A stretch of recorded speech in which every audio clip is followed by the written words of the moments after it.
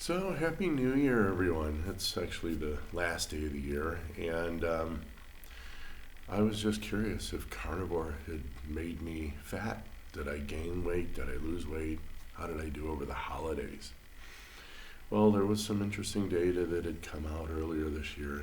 Everyone was all abuzz about this idea that somehow fat gave you diabetes if you eat fat, that is, from the fatty meats.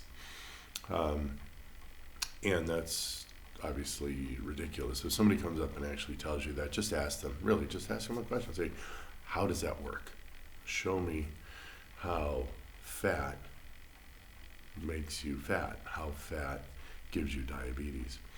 And I've been going back and forth on some Asian doctor.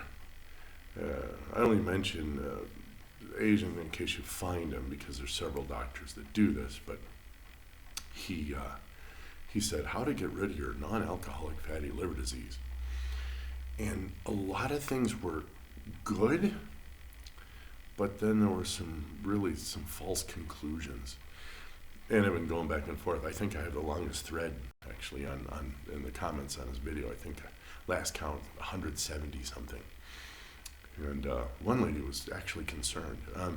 Who is it? Amy from Keto Without the Crazy, who works with Dr. Westman. She said these are concern trolls.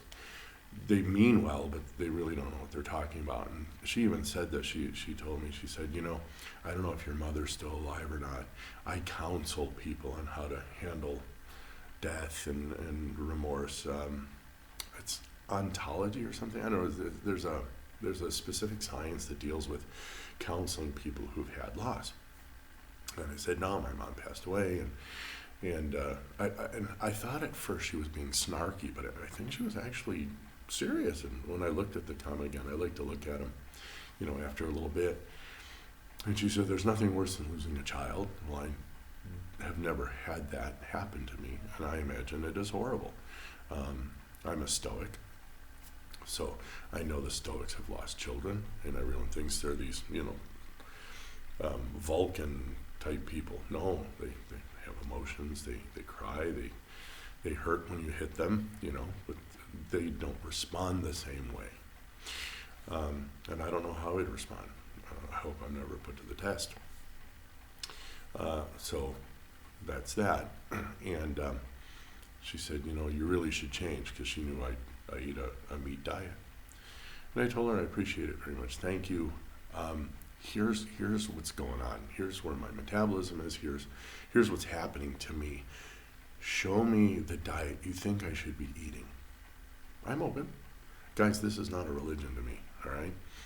If car A gets me from here to here, and then another car car B gets me from here to here, doesn't matter which car I'm in.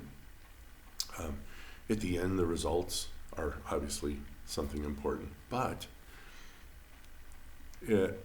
during this time, how is car A and car B going to treat me? I mean, there's a difference between a Volkswagen Bug and a Porsche, or a Porsche, if you want to be technical about it.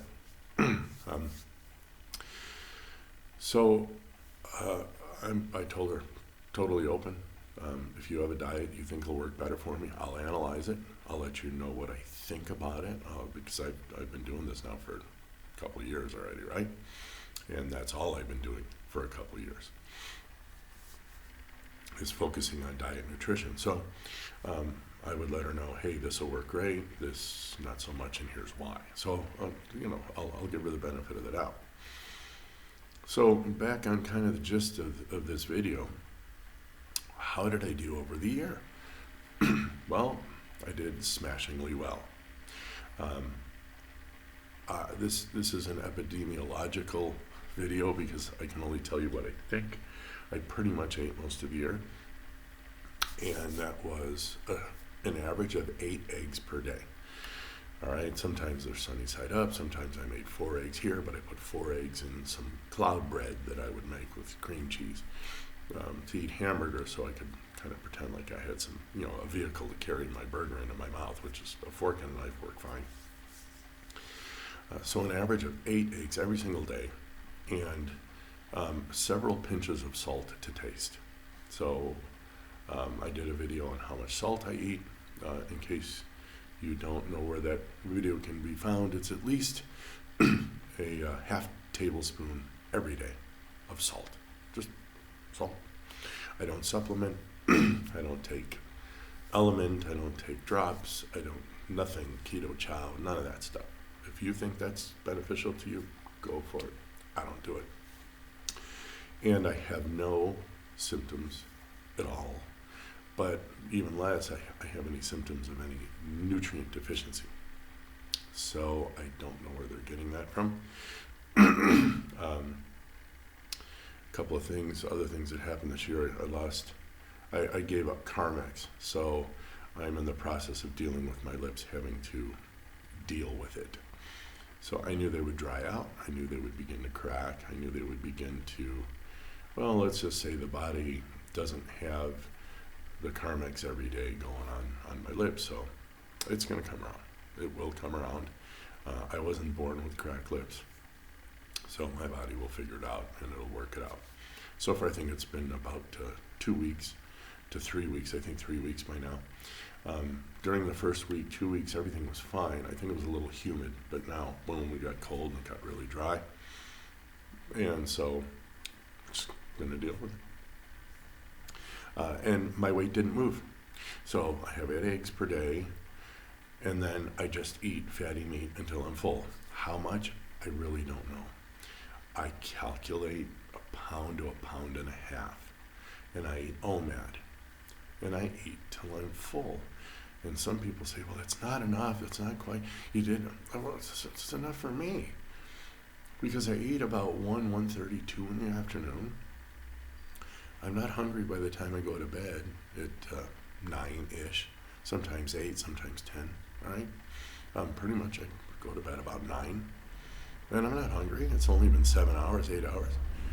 I sleep like a baby.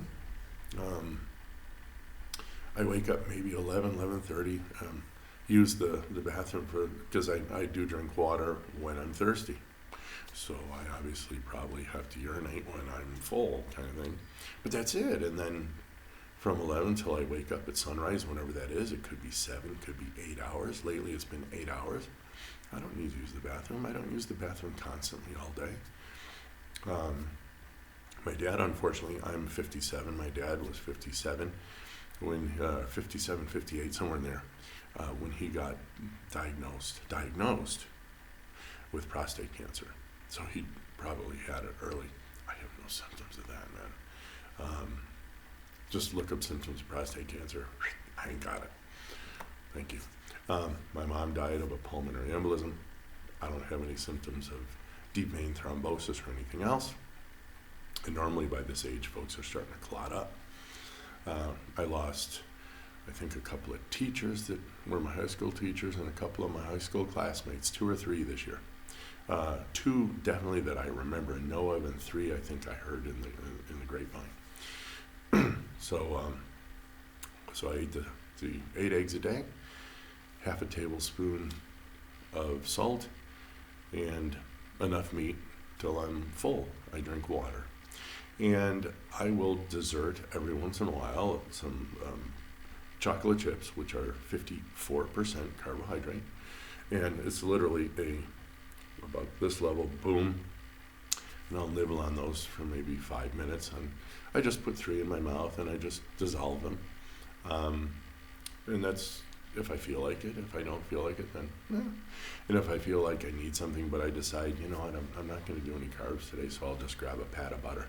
And that's the mouthfeel of the chocolate chip, so I think it has something to do with mouthfeel. I do drink 189 milliliters of caffeinated coffee in the morning, freshly ground. And then if I'm teaching in the morning, I'll normally make a bulletproof coffee, or I'll make one anyway, somewhere around 10, 11 in the morning, because I just love the mind cleansing moment, the creaminess of it all. And then if I really feel like I want something, like lately it's been cold, I want something warmer, chocolatey, kind of like a hot chocolate. I'll use either caffeinated or decaffeinated instant coffee with pure cocoa and cinnamon. And I whir that in a blender with butter, of course. Oh, it's like Swiss Miss, but way better. And it's not chemicals, and it's not little marshmallows or any of that. And I'll suck on that. And the other day we went to Carnivore, so I made one, but I made 500 milliliters of it. And it was caffeinated, but in this case I used a tablespoon of dehydrated coffee, instant coffee, with double the cocoa, double the cinnamon, and that lasted me the whole day. We drove out, we had a good time, drove back. Perfectly wonderful.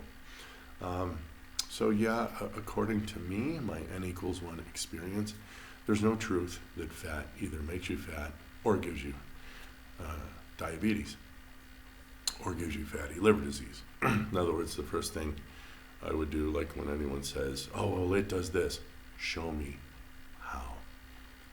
And what diet are you on? And give me your numbers. Because I'll give you my numbers, all right? I'll give you my blood pressure, I'll give you my waist to height ratio, give me my triglycerides, my HDLs, my fasting glucose, fasting insulin, A1C. My liver enzymes are just above 10. I think my AST was 11 or 12, and my ALT was 12 or 13. There's this thing called LDH, which is the amount of necrosis you have in your body, the amount of death. The minimum for them is 250, and it goes up to 500. Well, LDH is a marker of cancer. LDH is a marker of what is going on in your body. All right, so 250 is the minimum, and my wife and I are both at like 173 or something like that.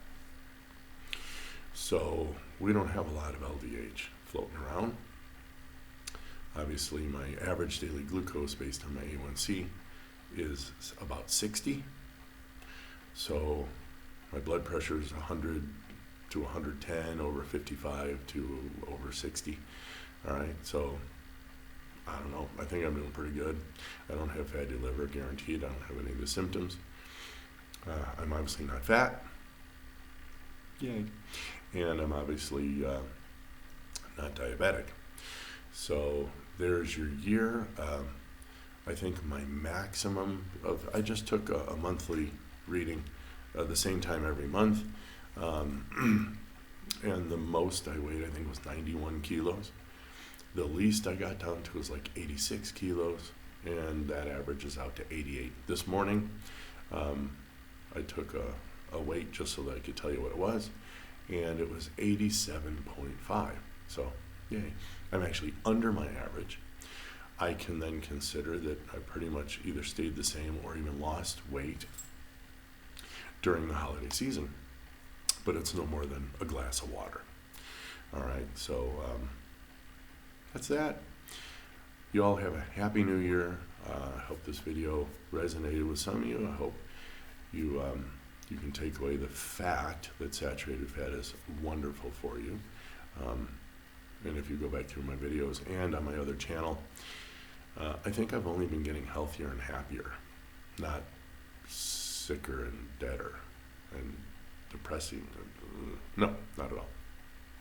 So yay, hit the, Happy New Year, wahoo, and we'll catch you guys next year. Be well.